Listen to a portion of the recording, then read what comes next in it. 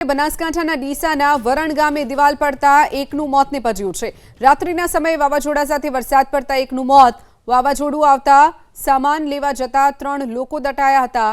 2 ઈજાગ્રસ્તને સારવાર માટે હોસ્પિટલમાં ખસેડાયા છે, જ્યારે દિવાલ નીચે દબાઈ જતા પરબત ચરમટાનું મોત નિપજ્યું છે। તો વાવાઝોડું આવતા સામાન લેવા જતા 3 લોકો દિવાલ નીચે દટાયા હતા, જેમાંથી 2 લોકોને સારવાર માટે હોસ્પિટલમાં ખસેડાયા છે, જ્યારે એક વૃદ્ધનું મોત નિપજ્યું છે। વધુ વિગતો સાથે સંવાદદાતા વસંત આપણી સાથે ફોન લાઈન ઉપર છે। વસંત, જે વાવાઝોડું ફૂંકાયું હતું, દિવાલ ધરાશયી થવાની ઘટના બની છે, એક વ્યક્તિનું મોત નિપજ્યું છે, શું વિગતો?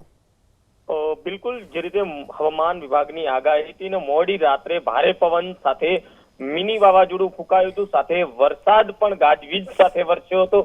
જોકે વાવથરા જિલ્લો હોય કે બનાસકાંઠા જિલ્લામાં તમામ તાલુકાઓમાં ધોધમાર વરસાદ વરસ્યો। ખાસ કરીને લાખણી હોય, દિયોદર હોય, ડીસા હોય, થરાદ હોય, તમામ જગ્યાએ મુસળધાર વરસાદ ભારે પવન સાથે ખાબક્યો। ડીસાની જો વાત કરવામાં તો ડીસાના વરણ ગામે કરુણ ઘટના બની છે। મોડી રાત્રે જે ભારે પવનના કારણે દિવાલ ધરાશય થતા એક વ્યક્તિનું મોત નીપજ્યું છે। જોકે વાવાઝોડું આવતા સામાન લેવા જયેલા 3 લોકોમાંથી 2 લોકો ઈજાગ્રસ્ત બન્યા છે, તો એક જે પરબતભાઈ ચરમટા છે, જેમનું નીચે દબાઈ જતા મોત નીપજ્યું છે।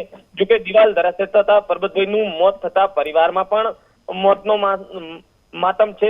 સાથે સાથે વાવથરા જિલ્લામાં પણ મોડી રાત્રે અનેક મકાનોના પતરા ઉડતા ઘર વખરીને પણ નુકસાન થયું છે। ચોક્કસથી વસંત, આપ જોડાયેલા રહેશો, આપની પાસેથી આગળ પણ માહિતી મેળવીશું।